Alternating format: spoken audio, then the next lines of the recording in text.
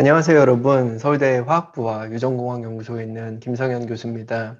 지난달에 제가 건국대, 연세대, 고려대학교에서 세미나를 진행을 했는데요. 같은 내용의 세미나를 동영상으로 담아 더 많은 분들이 보실 수 있도록 이 영상을 준비했습니다.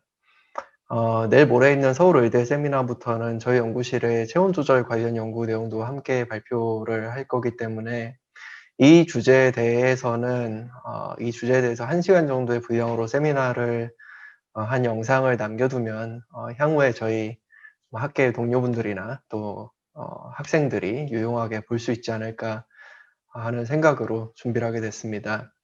오늘 발표의 주제는 How do we stop eating when we are full? 그래서 우리는 배부를 때 어떻게 먹는 행동을 멈추는가 라는 질문에 답하는 저희 연구를 소개하려고 합니다. 먼저 강의를 듣고 계신 많은 분들이 신경과학 전공이 아니실 수 있기 때문에 먼저 신경생물학에 대한 설명을 조금 하겠습니다. 저는 신경과학자이고 신경생물학자입니다. 우리 신경과학자들은 우주에서 가장 복잡한 장기인 이 뇌를 이해하고 싶어 합니다. 제가 학부 때부터 좋아했던 이 버지니아 몰프 선생님의 말에 따르면 The brain is the most unaccountable of machinery. 가장 설명하기 어려운 기계다라고 했죠. 사람의 뇌에는 1000억 개의 뉴런들이 이 100조 개의 시냅스 연결을 통해 전기화학적인 신호를 주고받으며 우리가 숨을 쉬고 땀을 흘릴 수 있게 해주고 배고프거나 목마를 때 밥과 물을 찾아서 먹을 수 있게 해주고 또 다양한 희노애락 감정을 느끼고 이렇게 세미나를 또 듣고요. 배운 내용을 기억하고 자아를 형성하고 기억해서 또 토론할 수 있게 해주는 다양한 생리기능, 정신기능들을 가능하게 해줍니다. 그리고 이 유명한 이 레오나르도 다빈치의 그림에서처럼 그 정점에서는 과학과 예술도 가능하게 해주죠. 저를 비롯한 대부분의 신경과학자들은 워낙 뇌에 관심을 많이 갖다 보니 뇌가 이렇게 눈에 잘 띄는 수많은 두껍고 얇은 이 신경 다발들을 통해 몸 전체로 연결되어 있다는 사실을 종종 잊어버리곤 합니다. 이 척수신경의 사진과 이 미주신경에 대한 그림인데요. 굉장히 굵고 두껍습니다. 웬만한 뇌 부위들보다 더 두껍고 클 것 같습니다. 방금 말씀드린 뇌의 거의 모든 기능은 뇌를 포함하는 이 중추신경계와 이 말초신경계, Central Nervous System과 Peripheral Nervous System을 통틀어 이루는 말인 이 신경계, the Nervous System에 의해서 매개가 됩니다. 우리 몸의 수많은 기관들의 구석구석 뻗어 있는 감각신경과 운동신경이 뇌와 몸 사이의 커뮤니케이션을 빠른 속도로 매개해 줍니다. 이들이 없이 머릿속에 있는 뇌가 단독으로 하는 기능은 굉장히 제한되어 있을 겁니다. 그간 잘 연구가 돼 있지 않아서 최근 굉장히 활발하게 연구되어 있는 이 브레인 바디 커뮤니케이션이 바로 이런 주제입니다. 그리고 몸의 생리학적인 상태를 감지하고 조절하는 메커니즘을 분자 세포뿐만이 아니라 이 조직과 장기와 동물 몸 전체적인 이 다양한 수준의 관점에서 접근하는 연구라고 할 수가 있기 때문에 이 연구는 이 Integrative Physiology, 이 통합적 생리학이라고도 볼 수가 있겠습니다. 저희 연구실에서는 이 Brain Body Communication, 이 Integrative Physiology를 배경에 두고 신경과학에서 이 역사상 늘 가장 중요한 질문들 중 하나라고 인식되어 왔던 이 다음의 질문에 답하고자 합니다.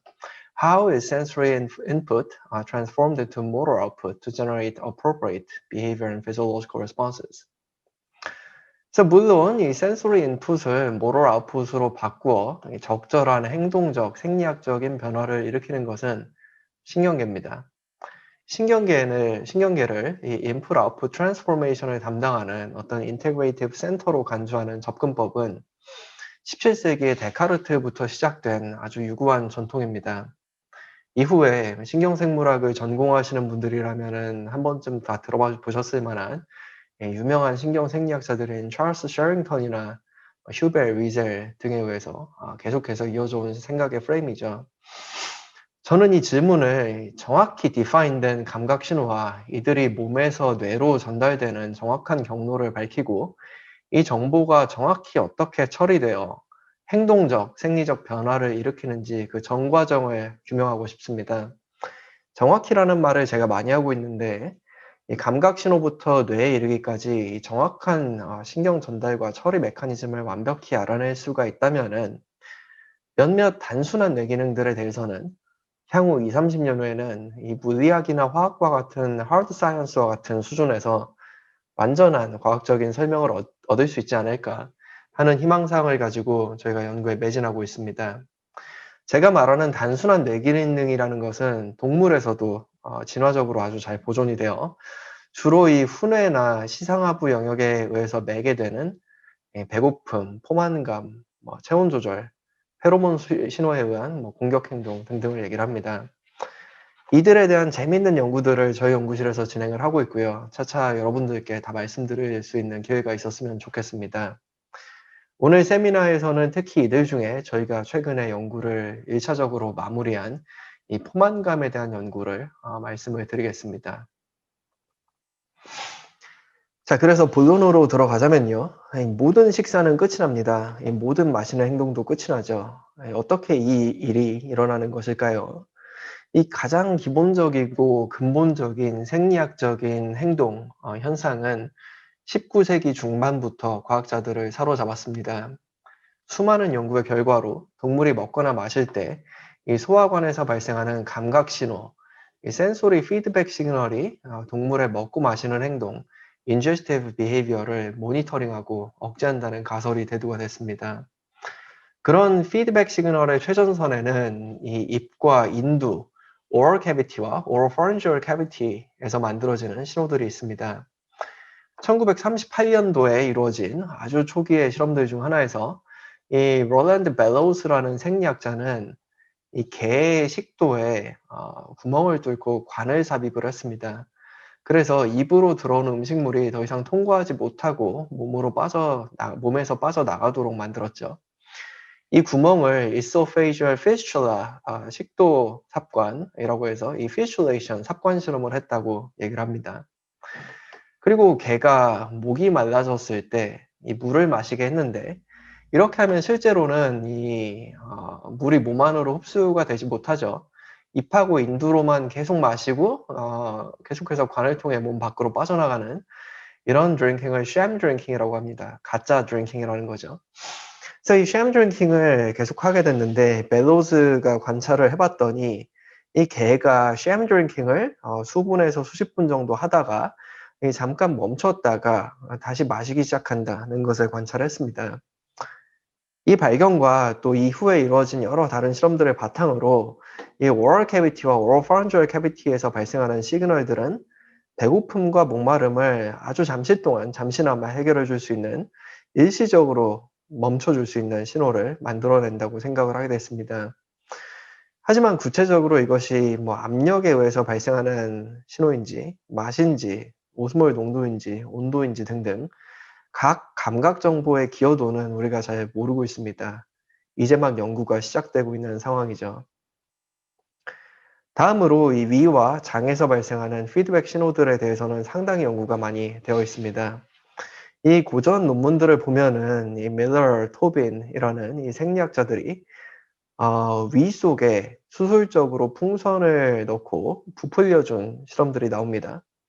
이 각각의 논문에서 위장 팽창이 피딩을 줄여줍니다. 팽창시키기 전에 이 rat은 쥐는 40cc 이상의 우유를 마셨는데 이제 위장에 있는 풍선을 부풀려 주니까 20cc 또 먹질 않죠. 20cc 부풀려 줬더니. 그죠? 그리고 이 토빈이 한 이 개에서 했던 실험은 이 목마른 개가 물을 먹는 양이 한 절반 정도로 또 줄어듭니다. 위장을 팽창시켜 줬더니요. 우리도 항상 일상생활에서 느끼죠. 뷔페에 가서 너무나 많은 음식을 먹으면은 더 이상 먹을 수가 없습니다. 이 위에 아주 팽만감을 느낍니다. 그래서 이 위장 팽창이 feeding과 drinking을 둘 다 줄인다는 것을 보였고요. 이후에도 이 위에서 장으로 넘어가는 부위인 이 파일로러스를 이 집게로 찝은 다음에 위에다가 여러 가지 액체를 넣어주는 이 gastric loading 실험을 사람들이 많이 했습니다. 근데 이러한 실험들에서 이 식욕이 억제되는 정도는 이 넣어준 액체의 양에 또는 위장이 팽창된 정도에 비례하고 이 넣어준 액체의 삼투압이나 영양분의 양과는 무관하다는 것이 보여졌습니다. 이들 실험 결과는 일관되게 위장 팽창 또는 이 스토맥 메카노 센세이션이 식욕 억제에 중요한 역할을 한다는 것을 알려줍니다. 이 발견은 2015년에 FDA 승인을 받은 이 gastric balloon therapy, 위풍선술의 임상적인 근거가 됩니다. 위풍선술은 고도비만 환자를 치료하기 위한 방법인데 환자가 캡슐 형태의 풍선을 섭취하면 이 위에 들어간 풍선이 부풀고요. 그래서 식욕을 떨어뜨리거나 식사 초기에 포만감을 느끼게 해줍니다. 장에서 오는 신호 역시 식욕을 줄이는 것으로 알려져 있습니다. 위에서 오는 식욕 억제 신호가 메카노센소리 시그널에 기인하는 것인 반면에 이 장에서 오는 신호는 주로 키모센소리로 알려져 있습니다. 예를 들어 이 논문을 보면 렛의 십이지장에 삽관을 통해 직접 이 리피드와 세일린을 인젝션한 실험에서 세일린을 인젝션한 경우에는 밥 먹는 양이 줄지 않았지만 인트라리피드라는 이 지방용액을 넣어줬을 때는 밥 먹는 양이 0으로 금세 줄어드는 것을 볼 수가 있었습니다. 그러니까 12지장에 이 세일린, 식염수를 넣어주면은 팽창에 의한 어떤 이 메카니컬한 디스텐션은 여전히 일어날 텐데 식욕이 줄지 않았다는 거죠. 근데 인제 영양분인 인트라리피드를 주입을 해 주면은 식욕이 금세 줄어든다는 포만감이 일어난다는 겁니다. 그래서 이후에 제리 스미스, 테리 폴리와 여러 다른 사람들이 신빙성 있게 이러한 노션을 에스타블리시를 했습니다. 위에서 발생하는 포만감은 볼루메트릭하고 장에서 발생하는 포만감은 뉴트리티브하다는 것이죠. 그래서 이런 이 소화관에서 발생하는 이런 다양한 메카노센소리 그리고 키모센소리 시그널들 중에 이 위장에서의 메카노 센세이션 그리고 잠재적으로 이 입과 식도에서 발생하는 이 메카노 센소리 시그널은 아마도 음식물의 성분에 관계없이 섭취량에 대한 정보를 제공해 줄 거다라고 생각이 됩니다. 이런 중요성에도 불구하고 이 뇌 안에서 소화관의 물리 감각에 이 메카니컬한 스티뮬레이션에 반응하는 뉴런의 정체는 알려진 바가 없습니다.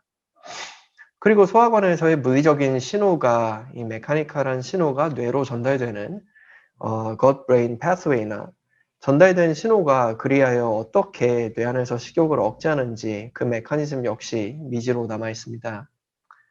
저희는 이 질문에 답하고자 연구를 시작을 했습니다.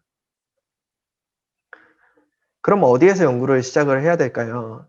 이 소화관을 구성하고 있는 입과 이 인두와 식도와 위 그리고 장의 벽은 뇌신경, 이 cranial nerve 5번, 7번, 9번, 10번과 척추신경에 의해 촘촘하게 이너베이션 되고 있습니다.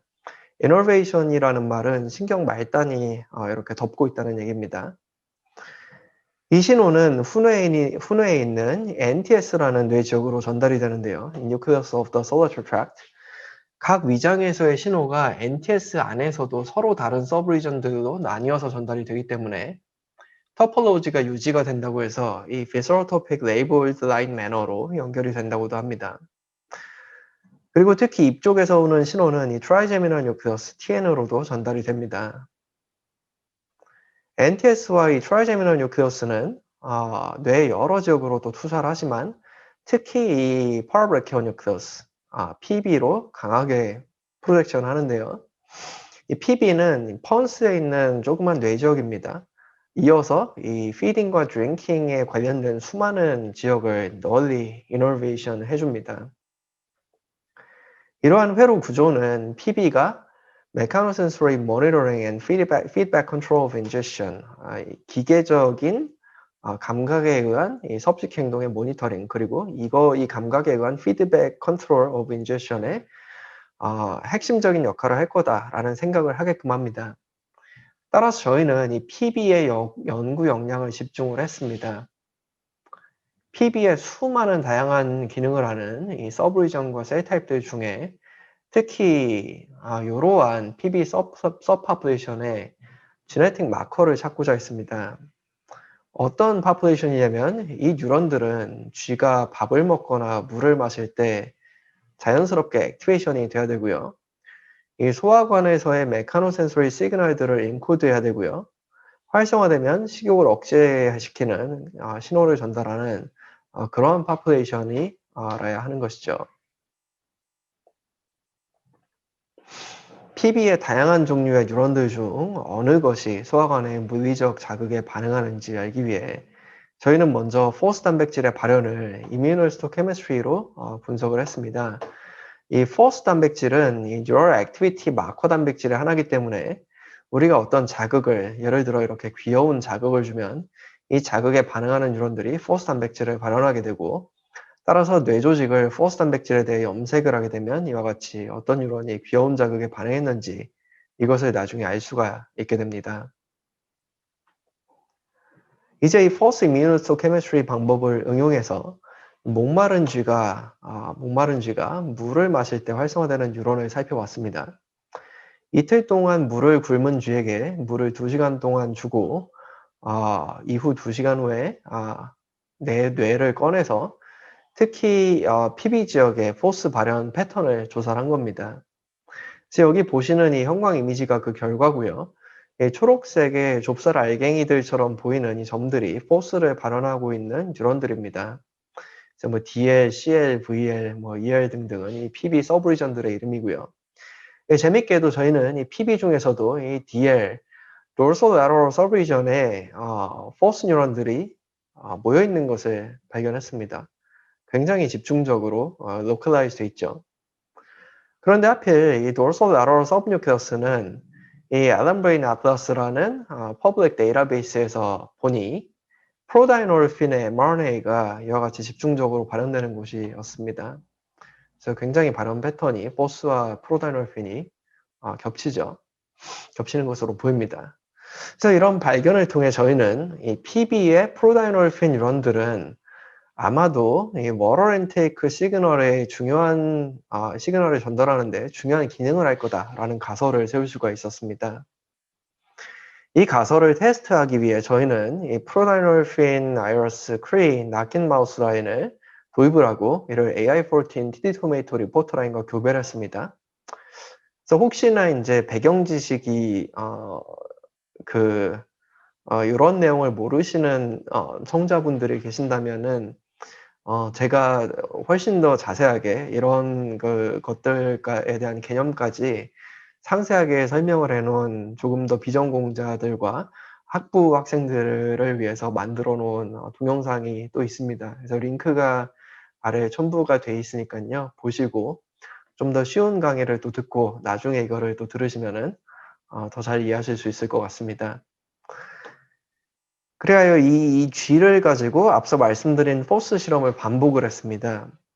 형광 이미지를 보시면은 이 물을 먹인 경우에, 안 먹인 경우에 비해서 역시 녹색의 포스 뉴런들이 PBDL 지역에서 집중적으로 발견이 되었는데 대부분 이 TD 토메이토로 레이블되어 있는 프로다이노르핀 뉴런들과 겹치는 것을 볼 수가 있었습니다. 이를 정량을 해보면은 거의 80%의 false positive 뉴런들이 프로다이노르핀 진을 발현을 하고 있었고요. 또 거꾸로 이 약 70% 이상의 프로다이노르핀 뉴런들이 false를 발현하고 있었습니다. 따라서 이 데이터는 과연 PB 프로다이노르핀 뉴런들이 물을 마실 때 활성화된다는 것을 얘기를 해줍니다. 다음으로 저희는 이 Fiber Photometry라는 기술을 사용해서 PB 프로다이노르핀 뉴런들의 리얼타임 액티비티를 측정했습니다. Fiber Photometry 실험을 위해서 우선 이 GChem이라는 칼슘 리포터 단백질을 PB 프로다이노르핀 뉴런들의 발현을 시켜야 했는데요. 이 GChem은 뉴런이 활성화되어 이 세포 안에 칼슘 농도가 증가하면 이 GFP와 같이 형광을 낼 수 있기 때문에 뉴런의 정기적인 활성을 빛으로 바꿔 읽어낼 수 있게 해주는 그런 단백질이 되겠습니다. 그래서 아데노 어소시에이티드 바이러스를 진 딜리버리 벡터로 활용을 해서 이 PB 프로다이노르핀 뉴런들의 크리 디펜던트하게 GChem을 발현시켜주고 그리고 빛을 전달하고 읽어낼 수 있게 하기 위해 이 광섬유를 수술적으로 삽입한 후에 이와 같이 파란빛을 전달하면은 이 GChem 몰레큘들을 엑사이테이션 시킬 수가 있고요. 여기에서 에미션되어 나오는 그린라이트를 포로 디텍터로 검출을 하는 겁니다. 그래서 대략 이렇게 생긴 이 스킴의 장비를 이용해서 이 G캠에서 나오는 형광 신호를 검출하고 증폭하고 분석을 합니다. 그 결과로 이러한 이 1차원적인 트레이스를 얻는 것이죠. 이 트레이스는 이 광섬유 끝에서 보이는 이 PB 프로달펜 뉴런 파퓰레이션 이 집단의 벌크 액티비티입니다. 개별 뉴런의 액티비티를 싱글 셀 레벨에서 이미징하는 것이 아니고요. 하지만 벌크 액티비티라서 정보가 제한적이긴 하지만 아무 뉴런의 벌크 액티비티가 아니라 이 수많은 헤테로제너스한 PB 서퍼플레이션들 중에 특히 우리가 유전적으로 표적한 PB 프로달펜 뉴런 집단의 벌크 액티비티라는 것이 중요합니다. 자, 그렇게 해서 이 PB 프로달펜 뉴런들의 액티비티를 실시간으로 관찰해 봤더니 이 실험쥐가 물을 마시기 시작하면 PB 프로달펜 뉴런들의 액티비티가 막 이렇게 증가하는 것을 보실 수가 있습니다. 이 릭을 하는 이 행동을 멈추면은 이렇게 액티비티가 떨어지고요. 수요 아래 example trace를 보시면은 이 빨간색 하나하나에 이 선으로 틱 마크로 표시해 놓은 것이 각각의 개별 릭입니다. 그리고 릭들이 모여 있는 뭉치, 그러니까 쥐가 물을 마실 때 한 번 릭하고 어디 갔다 와서 또 한 번 릭하고 그렇게 하는 대신에 릭을 다다다닥 해서 물을 많이 마시고요. 그러고 갔다가 다시 와서 또 물을 마시고 이렇게 하죠. 그래서 릭의 어떤 그 뭉탱이를 어 릭 바웃이라고 합니다. 바웃. 예, 바웃이라고 합니다. 그래서 릭 바웃에 굉장히 인제 그 타임 락되어서 이 물을 마시는 타이밍에만 굉장히 강하게 활성화되는 것을 보실 수가 있습니다. 물 마실 때 활성화되는 뉴런을 찾았으니 이제 다른 걸 마시거나 먹을 때도 활성화되는지 궁금하죠. 저희는 PB 프로달펜 뉴런들이 이 물뿐만 아니라 염기성의 바이카보네이트 솔루션, 리퀴드 푸드, 하이퍼토닉 세린, 그리고 실리콘 오일 등등 다양한 액체를 마실 때 활성화되는 것을 관찰했습니다. 이 뉴런들은 또한 이 고체 하이드로젤과 고체 사료를 먹었을 때도 이렇게 활성화가 됐죠. 그래서 이것이 서머리 플롯입니다. MT 바트를 핥을 때는, 레킹할 때는 반응이 없었고요. 어떤 액체나 고체를 먹을 때는 반응이 이렇게 유의미하게 있었습니다. 보시면은 대체로 액체를 마실 때는 반응의 세기가 크고요. 고체를 먹을 때는 반응 세기가 작은데요. 저희는 그 이유가 아마도 이 intake rate, 섭취 속도에 의존하는 것이 아닐까 생각을 했습니다. 물을 마실 때 우리가 단위 시간당 먹는 양의 부피가, 질량이 더 크죠, 보통. 과연 저희가 섭취 속도를 X축으로 이 PB 프로달펜 뉴런들의 반응 세기를 Y축으로 플러스 해보니 유의미한 양의 상관관계가 있었습니다. 따라서 여기서 내릴 수 있는 결론은 이 PB 프로달펜 뉴런들은 음식물의 종류나 성분에 관계없이 액체든 고체든 활성화가 되고요. 또 이 반응 세기가 섭취 속도에 비례한다는 것입니다. 이제 이 발견들을 토대로 저희는 PB 프로달펜 뉴런이 메카노센소리 시그널을 활용해 섭식을 모니터링할 것이다 라고 추론을 했습니다. 과연 그럼 직접 메카니컬 스티뮬레이션을 줘서 이 가능성을 테스트해 보면 되겠죠. 이 뉴런들은 이 혓바닥을 쇠막대로, 뭉툭한 쇠막대로 살짝 눌러줬을 때 이렇게 활성화됐습니다. 구강에 먹고 마시는 게 아니라 굉장히 다른 종류의 자극일 수도 있죠. 메카니컬한 스티뮬러스를 직접 줬더니 활성화된 겁니다. 식도에 쇠막대를 넣어서 식도 벽을 쫙 늘려줬을 때도 활성화가 됐고요. 이 위장에 풍선을 넣고 위를 팽창시켰을 때도 이와 같이 활성화가 됐습니다. 따라서 PB 프로달펜 뉴런들은 이 상부 소화관, 각각의 소화관에서 발생한 이 메카노센소리 시그널들을 모두 수용할 수 있다, 수용한다는 것을 알 수가 있습니다. 또 저희는 이 풍선을 팽창시킨 대로 이렇게 1분 동안 유지를 했을 때 이 PB 프로달펜 뉴런들의 활성이 줄어드는 애답테이션 반응을 관찰했습니다. 따라서 PB 프로달펜 뉴런들은 소화관 부피의 즉각적인 반응에 반응하는 것이 아닌 것 같고요. 반응하는 것이고요. steady state volume, 그러니까 장기적인 늘어나 있는 부피의 부피 정보를 인코드하는 것은 아닌 것 같습니다. 보다 즉각적인 변화, instantaneous한 change를 인코딩하는 것 같다고 저희가 생각을 하게 됐습니다. 자, 그래서 입식도 위장의 이 상부 소화관 upper digestive tract에서는 반응이 있었는데 위에 바로 아래에 있는 장기인 십이지장, 이 duodenum이나 대장, 이 콜론을 부풀렸을 때는 반응이 전혀 없었습니다. 따라서 PB 프로달로핀 뉴런들이 받는 위장에서의 이 장기, 그 소화관 장기에서의 메카노센소리 시그널은 위쪽 소화관, 상부 소화관, 입식도 위과지에만 국한되어 있다는 것을 알 수가 있고요. 이 lower digestive tract, 이 십이지장이나 소장, 대장에서 오는 신호는 받지 않는다는 것을 알 수가 있죠. 따라서 PD 프로달로핀 뉴런들은 이 소화관 상부에서 오는 메카노센소리 시그널을 인코드한다. 는 것이고요. 이 결과는 기존의 노션과 잘 일치를 합니다. 그래서 앞서 말씀드렸던 이 gastric satiation is volumetric and intestinal satiation is nutritive라는 바로 이 생각 말씀입니다. 그리고 저희는 자발적으로 또는 리뷰어가 시켜서 억지로 또는 교수가 시켜서 제가 시켜서 아주 즐겁게 여러 가지 컨트롤 실험을 했습니다. 이제까지 PB 프로달로핀 뉴런들이 어느 상황에서 활성화됐는지 보았으니 이제 이 뉴런들이 어떤 상황에서 활성화되지 않는지도 익스플로어 한번 해본 것이죠. 먼저 과연 이 뉴런들이 이 메카노 센세이션을 스페시픽하게 반응하느냐, 이 맛이나 오스모라리티를 감각하는 이 키모센소리 시그널이나 이 터모센소리 시그널에는 반응이 없느냐를 시험하기 위해서 이 쥐의 입에 다양한 종류의 이 맛과 오스모라리티의 수용액 그리고 여러 다른 온도의 물을 먹여봤는데 여러분들 보시다시피 반응이 모두 똑같았습니다. 크기가 비슷하죠. 따라서 맛이나 오스모라리티, 온도에 대한 감각은 PB 프로달로핀 뉴런들의 활성에 영향을 주지 않는다는 것을 알 수가 있습니다. 한편 우리가 이 PB 프로달로핀 뉴런들이 소화기관에서의 메카노 센세이션에 반응한다는 것을 보였기 때문에 소화기관이 아닌 몸 바깥쪽을 자극할 때는 그런 반응이 있느냐 이것을 시험해 봤는데 이렇게 쥐의 등을 쓰다듬었을 때나 쥐에서 굉장히 민감하게 발달해 있는 코수염을 건드렸을 때는 이와 같이 반응이 없었습니다. 이렇게 맛있는 피넛버터를 시각과 후각으로 감지했을 때도 반응이 없었고요.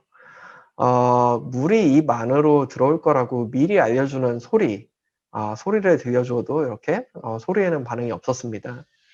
이외에도 저희는 이들 뉴런의 활성이 동물의 움직임이나 불안한 정도와 관계가 없고요. 다른 쥐와의 사회적인 상호작용을 할 때도 반응하지 않는다는 것을 보였습니다.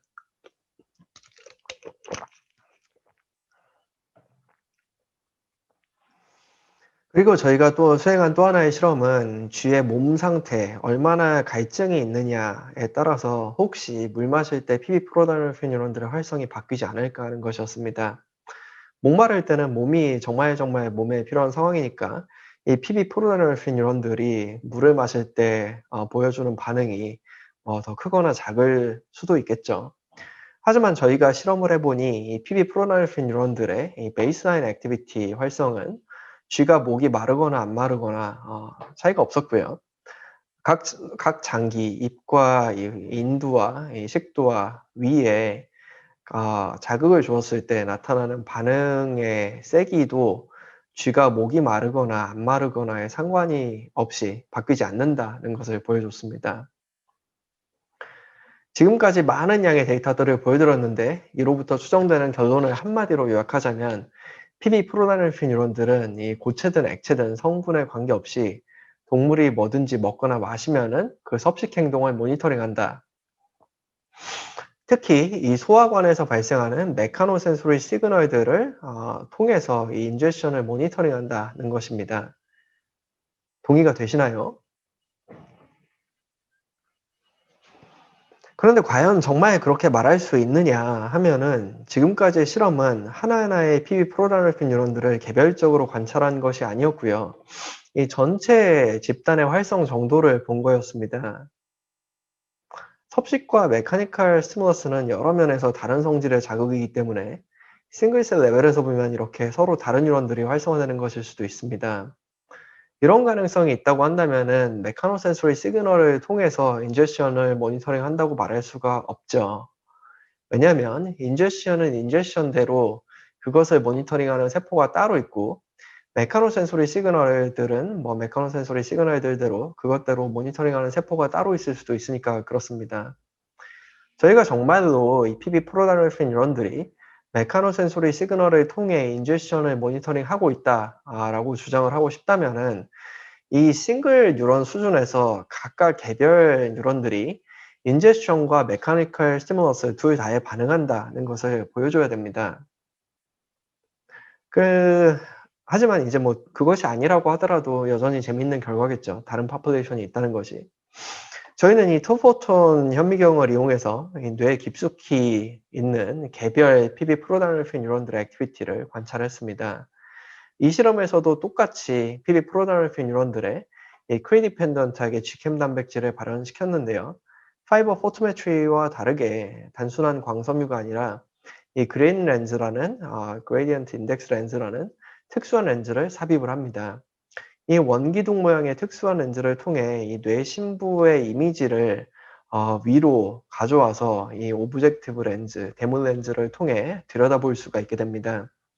이 비디오는 투포톤 현미경 이미징을 통해서 들여다볼 수 있는 뉴런들의 칼슘 액티비티 영상의 예시가 되겠습니다.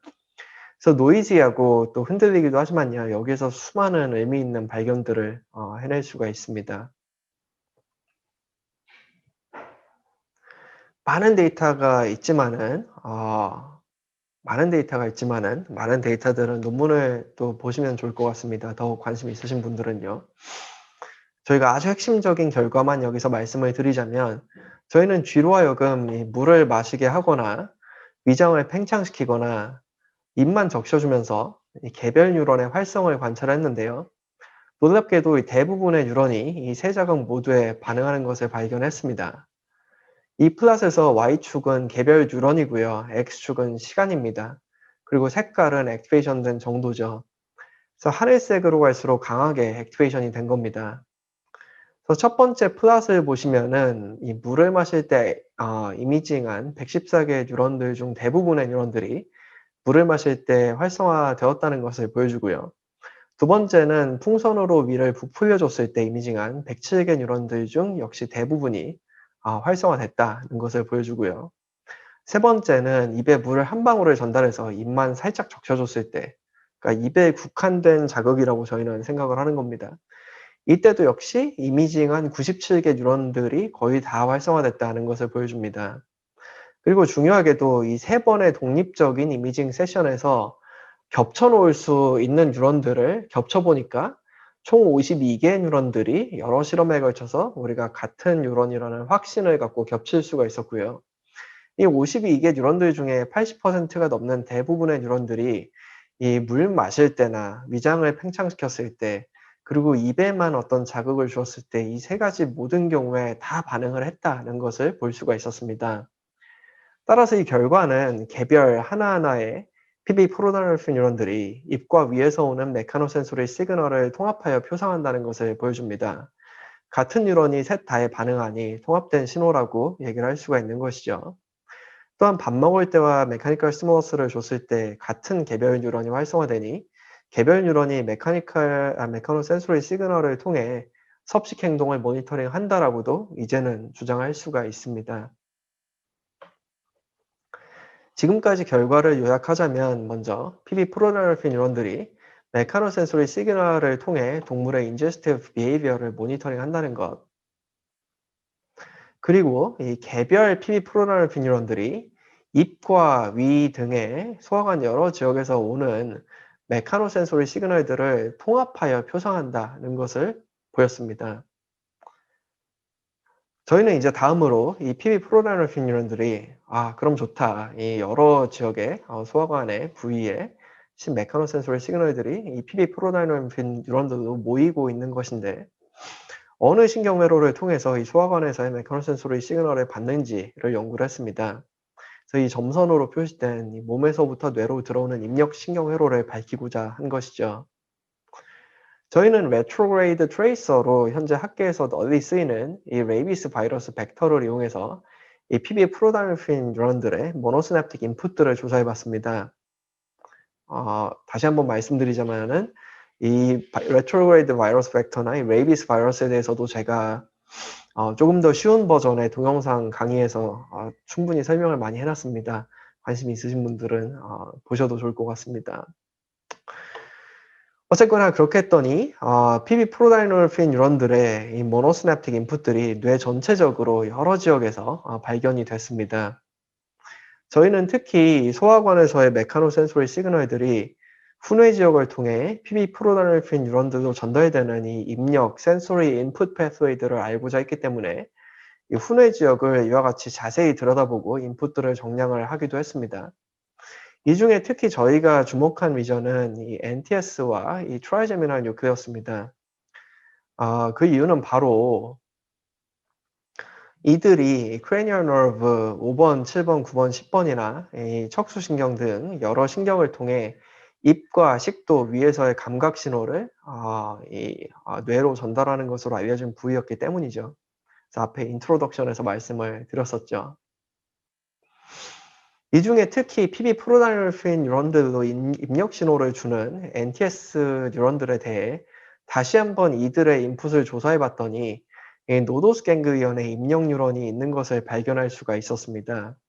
노도스 갱글리언은 위장에서의 메카노 센세이션을 전달하는 것으로 알려진 이 베이거스 너브, 미주신경의 감각 뉴런들이 모여 있는 곳인데요. 이 결과는 이 PB 프로다이놀핀 뉴런들이 PB 프로다이놀핀 뉴런들과 미주신경이 이 NTS를 통해서 해부학적으로 연결되어 있다는 것을 보여주는, 증명하는 그런 결과가 되겠습니다. 그리고 제가 이 슬라이드에서 보여드리지는 않았지만 이 PB 프로다이놀핀 뉴런들은 미주신경뿐만이 아니라 또 척수신경과도 연결이 되어 있다는 것을 저희가 해부학적으로 확인을 했습니다. 저희는 그러면 기능적으로도 정말 이 미주신경이 위장의 메카노 센세이션을 PB 프로다이놀핀 뉴런들로 전달을 하는지 알기 위해서 이 미주신경을 절단하는 베이고토미 수술을 했습니다. 그랬더니 이 위장에 메카니컬한 스티무러스를 줬을 때 PB 프로다이놀핀 뉴런들이 크게 활성화되는 반응이 베이고토미를 하고 나면 완전히 사라진다는 것을 발견했습니다. 반면에 척수신경을 잘랐을 때는 이 신호가 그대로 남아 있었습니다. 따라서 이 결과는 위에서 느껴지는 팽만감은 이 미주신경을 통해서 전달되는 것이지 척수신경을 통해서 전달되는 것이 아니다라는 것을 보여주는 결과입니다. 지금까지 결과를 요약하자면 이와 같습니다. PB 프로다이놀핀 뉴런들은 이 뇌신경과 척수신경 둘 다를 통해 소화관 각 부위로 연결되어 있는데 이 중 특히 뇌신경 10번인 미주신경, 이 베이거스 너브가 위장에서의 신호를 PB 프로다이놀핀 뉴런들로 전달을 해준다는 것입니다. 자, 그러면은 이 소화관의 이 팽창 신호를 받아서 PB 프로다이놀핀 뉴런들이 활성화되면은 어떤 일이 일어날까요? 이 뉴런들의 기능은 무엇일까요? 이 질문에 답하기 위해 저희는 키모제네틱 툴을 사용했습니다. 여기 키모제네틱 툴 중에 대표적으로 많이 쓰이는 두 가지가 소개되어 있는데 하나는 HM3DQ, 하나는 HM4DI라는 리셉터입니다. 얘네들은 휴먼의 머스카르닉 아세틸콜린 리셉터 이 M3와 M4를 엔지니어링해서 디자인해서 만든 건데 이 인공적으로 만든 디자이너 리셉터를 활성화시킬 수 있는 라이간드는 오로지 디자이너 드러그, 여기 나온 CNO뿐입니다. M3와 M4는 원래 각각 이 GQ와 GI 커플드 GPCR이기 때문에 이 HM3DQ와 HM4DI를 원하는 뉴런에 발현시켜 놓고 이 CNO를 G에 주사를 하면은 원하는 뉴런들을 활성화시키거나 억제시킬 수가 있습니다. 이 CNO를 물에 타서 먹여도 되고 또 이제 그 안약의 형태로 눈으로 넣어도 된다는 논문도 있습니다. 이 CNO, 이 클로사핀 옥사이드가 몸에서 메타볼라이즈 돼서 이 클로사핀이 돼서 이 도파민 리셉터에 가서 붙는다든가 하는 다른 부작용을 일으키는 문제들이 있었는데요.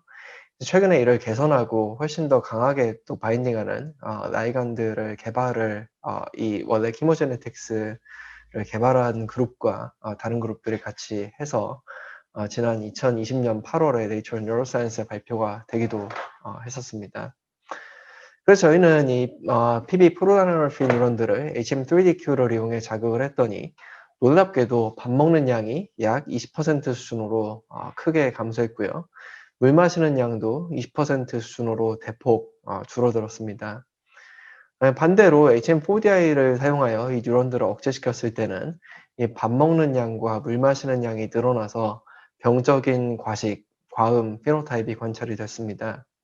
이 외에도 식욕이 어떤 메커니즘으로 떨어져서 섭식이 어떤 패턴으로 바뀌었는지 보여주는 여러 재밌는 데이터들이 있지만 시간 관계상 오늘은 과감히 생략을 하겠습니다.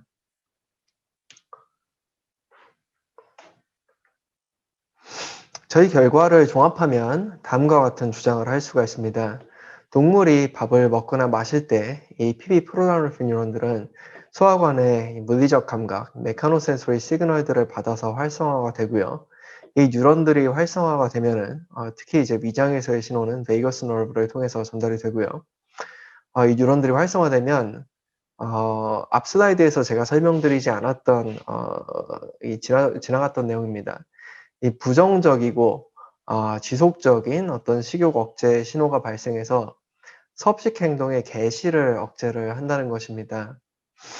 그래서 앞에서 설명하지 않았던 자세하고 굉장히 재밌는 내용들입니다. 관심 있으신 분들은 논문을 또 찾아보시면 좋을 것 같습니다. 그리고 제가 영어로 23분 동안 강의한 그 동영상에도 이 내용을 있습니다. 이 aversive하다는 거는 불쾌하다는 그 부정적인 감정가를 갖고 있다는 그런 내용입니다. 그래서 이 PB 프로노르핀 뉴런들을 자극하면은 쥐들이 싫어한다는 것을 저희가 이 생략된 결과에서 이제 보였고요. 그다음에 sustained appetite suppressing signal들은 이 뉴런들이 활성이 되자마자 즉시 섭식 행동을 멈추는 terminate 시키는 것이 아니고요. 어떤 이 식욕 억제 효과가 이 뉴런들이 활성화됐을 때 그 활성화된 이후에 한 최소한 10분 정도는 이 식욕 억제 효과가 나타나는 것을 저희가 보았기 때문에 이 sustained appetite suppressing signal이라는 저희가 주장을 하고 있습니다. 그리고 이 feeding과 drinking에 이 지속되고 있는 feeding과 drinking을 terminate 시키는 것이 아니고 이 feeding과 drinking의 initiation, 개시를 억제하는 그런 형태의 신호라는 것을 또 저희가 보였습니다. 그래서 이런 내용의 PB 프로노르핀 뉴런들의 펑션을 이런 내용으로 저희가 요약을 할 수가 있겠습니다. 그렇다면 이 PB 프로노르핀 뉴런들은 다음으로 뇌에 어디로 신호를 보내어서 이 feeding과 drinking, ingestive behavior의 개시를 억제하느냐, 여기에 대한 답을 얻기 위한 첫걸음으로 저희는 이 프로젝션 타겟을 조사했습니다. 이 PB 프로노르핀 뉴런들의 YFP를 발현시킨 뇌를 투명화한 후에 나이시 현미경이라는 고속의 현미경 기술로 이렇게 이미징을 한 것인데요. 이 셀바디에서 나오는 엑선 터미널들이 이 midbrain area들과 이 시상하부 하이포탈러머스와 프리옵틱 에리아의 굉장히 넓은 지역을 강하게 이너베이션하는 패턴을 보실 수가 있고요. 시간 관계상 제가 데이터를 다 보여드리지는 못하지만은 여기 나와 있는 이 시상하부 지역에서도 특히 이 paraventricular, periventricular hypothalamus (PVH로) 가는 이 회로가 식욕 억제에 굉장히 중요한 것 같다는 결과를 얻었습니다. 그래서 섭식 시 입과 식도와 위장에서 말초신경을 통해 특히 위에서는 베이거스 너브를 통해서 메카노센소리 시그널들이 후뇌를 거쳐서 이 PB 프로노르핀 뉴런들로 전달이 되면은 이 뉴런들은 식욕 억제 신호를 만들어내서 ingestive behavior, 먹고 마시는 행동을 억제하고 특히 PB에서 시상하부 PVH로 가는 신경회로가 식욕 억제에 중요할 것 같다는 근거도 얻을 수가 있었습니다. 여느 중요한 과학적 발견들과 같이 저희 연구에서도 재미있는 질문들이 뒤따릅니다. 먼저 이 PB 프로노르핀 뉴런들의 다운스트림 타겟은 어디인지, 그리고 이 배고픔, 목마름 상태 등 정보와 어디에서 어떤 메커니즘으로 통합되어 최종적으로 먹느냐, 마시느냐를 결정을 하는지, 저희가 밝힌 이 회로들을 이용해 식욕을 떨어뜨리고 비만을 치료할 수 있는 어떤 약물적인 방법을 찾을 수 있을지, 또 NTS와 TN에서는 이 프로다이놀핀과 같은 셀타임 마커들을 저희가 이 일에서는 찾지는 않았습니다. 하지만 향후에 이런 셀 타입 마커를 찾으면은 굉장히 중요한 어떤 정보를 밝히는 것이 될 것 같고요. 그다음에 이 메카노센소리 시그널들 뿐만이 아니라 인제 입에서 오는 맛 정보나 장에서 오는 영양분과 오스몰라리티에 감지했을 때 나타나는 그런 키모센소리 시그널들이 베이거스 너브 수준에서나 이 뇌 안에서 인터랙션을 하면서 이 정보들이 인테그레이션이 될 것 같습니다.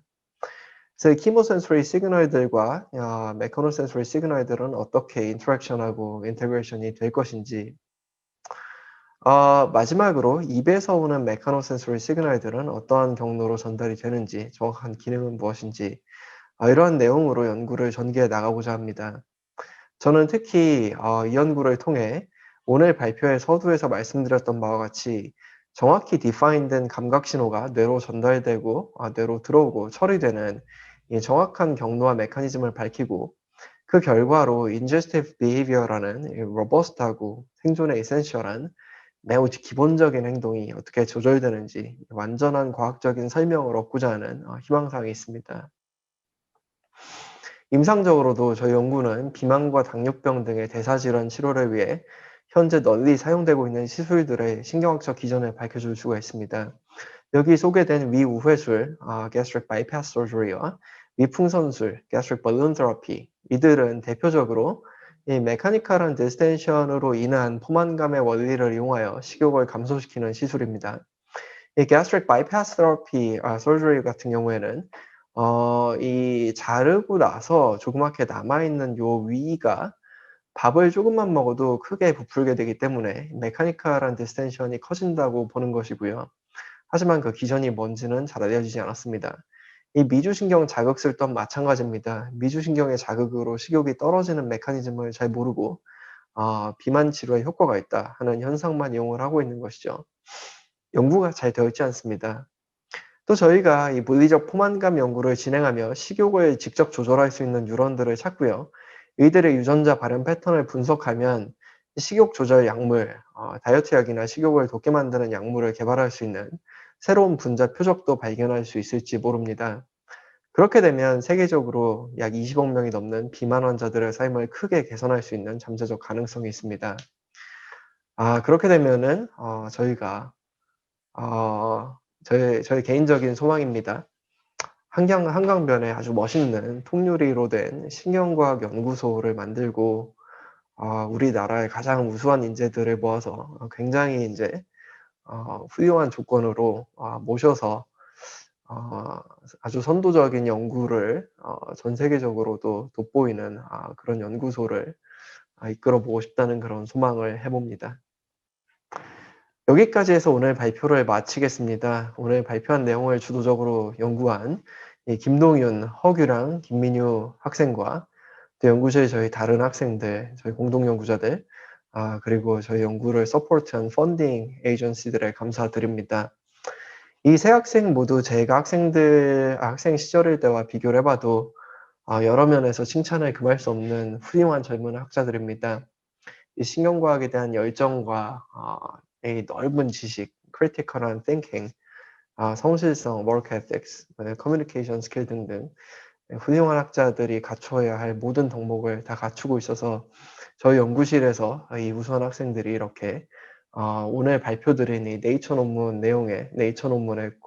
1저자들이 되었습니다.